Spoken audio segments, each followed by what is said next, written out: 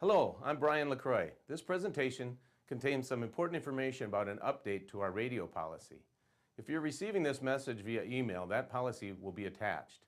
You will need to review the policy and complete a short quiz in SABA to ensure user understanding. The last time we made any major changes to our radio policy was in 2008. Think about that. Compared to 2008, we do about 40% more volume of calls and we have almost 150 more employees here. Things like VisiNet Mobile in the vehicles, upgraded mapping and tracking software were not a part of our world back then. As we grow, good communications is critical for crew safety and effective day-to-day operations. Special thanks to the Dispatch Field Staff Work Group who put this information together. That group was formed as a result of the previous year's employee engagement survey, and they recognized the need to upgrade this policy. Several people played a role in this, but I'd like to offer special recognition to Dispatcher David Prescott for taking a lead role over the past several months. Thank you for your attention. Allina Health EMS employees operating on our radio system will maintain the highest level of professionalism and radio etiquette. On-the-air behavior must remain consistent with our code of conduct. All users are expected to speak clearly and concisely, use appropriate terminology, listen to ongoing radio traffic, and repeat instructions that have been received to confirm the information is accurate. During major incident communications, it's important to provide updates on the air so others know what is happening. It's important to verbalize any change in status while simultaneously updating your status using VisiNet Mobile. Silent status changes are not allowed as voice is recorded and tracks the time of transmission if we have any computer failure. Allina Health EMS is also taking this opportunity to change the international standard of radio communication. This is a big change for us, and we'll be patient as we gain comfort and build compliance. This standard is used by most of our public safety partners already and will reduce confusion as we continue to share tactical talk groups with them. The international standard means we will use the "Hey you, it's me" format when hailing users of the radio system. Please listen carefully to the following examples. 600 from 511. Allina dispatch from EMS command. Hi there, we're going to talk about start of shift procedures. Crews will check in with dispatch by phone or radio at or before their expected start time. You're going to have up to 3 minutes after your start time to make contact with dispatch or you'll be considered tardy. Please do not log your partner into mobile until they are actually present. You have up to 15 minutes before you are assigned a post to prepare your rig. However, you may be assigned a call in that time. Please use the radios assigned to your shift. This is for safety reasons so dispatch can identify the transmission. The exception to this is if your radio is out of service for repair or missing, then please take a spare or FTO radio. With that, please let dispatch know that you have an unassigned radio. Students and riders are not permitted to be issued, carry, or utilize or transmit on a portable radio. After your rig is complete, please let dispatch know that you are in service and ready for deployment. You will receive your post assignment at that time. The goal of this new call assignment procedure is consistency. Giving the information all at once decreases the amount of airtime needed to give a crew a call. The toning out of all calls, except for non-emergent transfers, replaces the need to hail crews who are already on the air and monitoring. The crews have both Visi Mobile and pagers to verify the information given over the radio. An example of a call assignment will sound like this.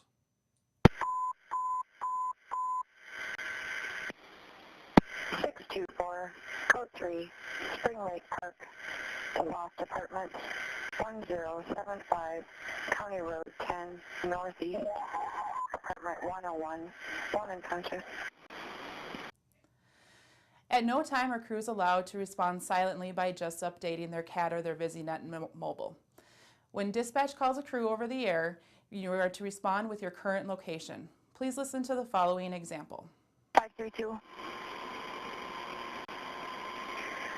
90 to Portland. Copy 12. If a crew is assigned to a police standby, no further information will be put out over the radio. You will receive a page instructing you to call dispatch for further information. This is a tactical issue, especially when police are performing a high-risk entry. Crew safety is paramount. Failure to follow this procedure not only undermines the process, but also puts in jeopardy the crew and anybody else that needs this response. One new part of this policy is Code 4 response, meaning if you call for help, the only response dispatch will accept to cancel that call for help is Code 4. This is the preferred method of getting help. We want to make sure we get the right resources to the right place at the right time. The orange button should only be used when a crew is under duress and does not feel it is safe to communicate over the radio. However, if at all possible, use your push to talk to identify yourself, your location, and the resources you need. It is very important for dispatch to know who you are and where you are. Sometimes our shift numbers don't match up with our radio numbers. So your location is important. You need to know that without that, we may not know where you're at. Once the incident is over, the dispatcher is going to prompt you to reset your radio. Once again, Code 4 is the only term that dispatch is going to use to clear your emergency. If you use a term other than that, they're going to continue those resources until they hear that term, Code 4. This is for your safety and the safety of those on scene. Okay, we're going to talk about the levels of system failure. There's three primary levels: out of range, fail soft, and site trunking. First is out of range. Think of it as an extension cord. Once you get beyond the area that the 800 megahertz system is able to transmit in, you're out of range. It's not like VHF where it starts to fade in and you get more static. You get to the end of that 25-foot extension cord, you need to go 26 feet, it's going to go out of range. The best way to get that back operational is that the system relocks back into the system at some point, the radio does, either by grabbing another tower or actually getting closer to the tower system.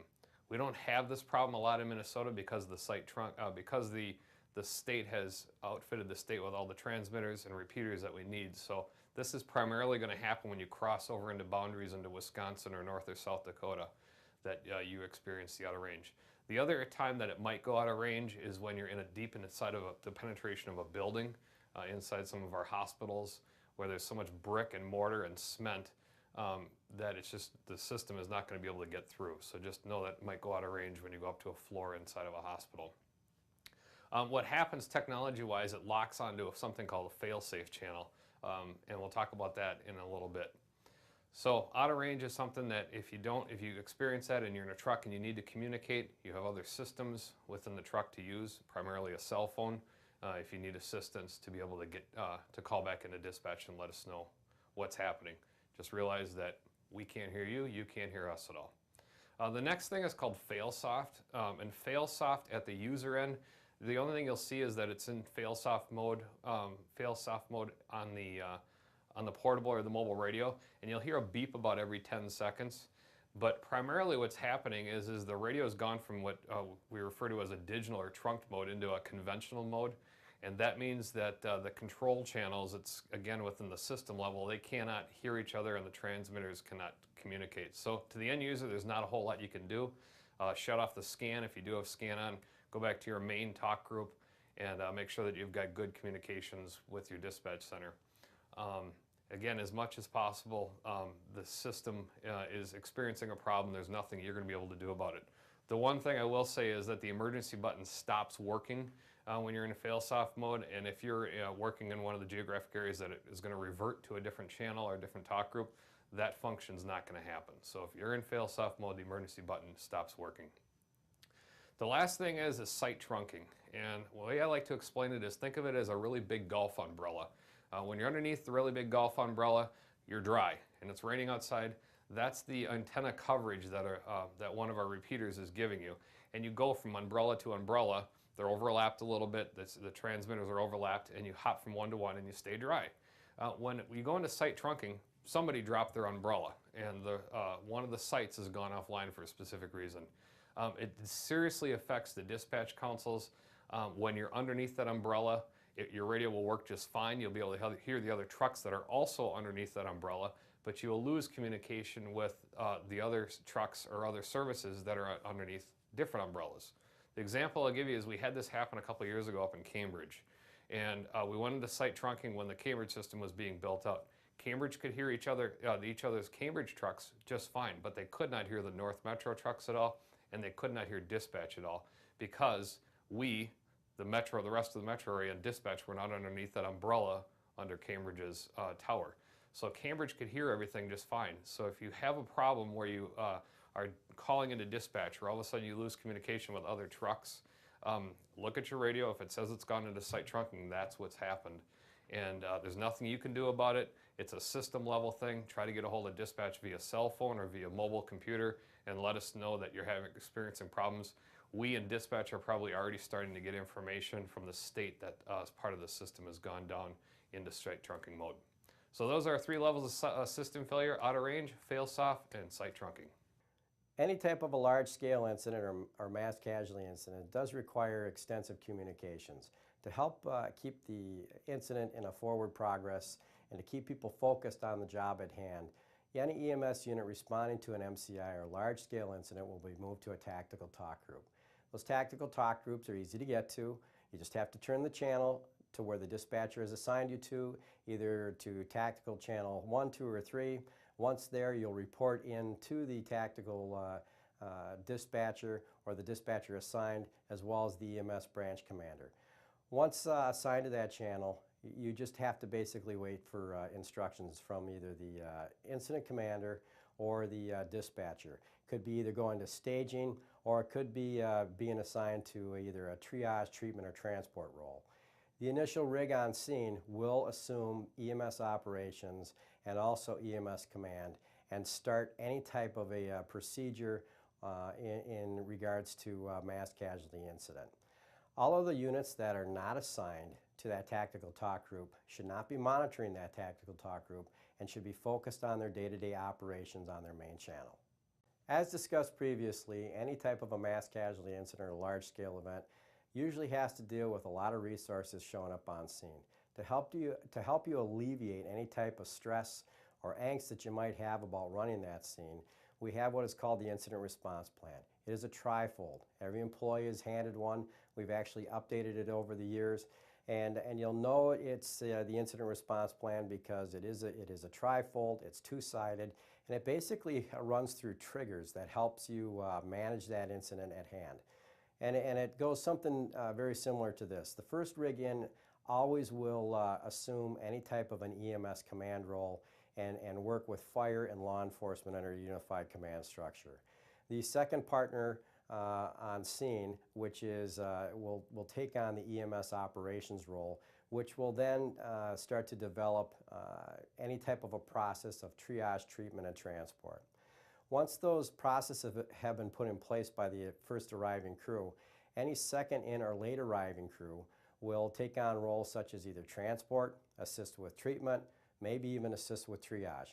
But that's up to the EMS commander who was on that initial rig coming in.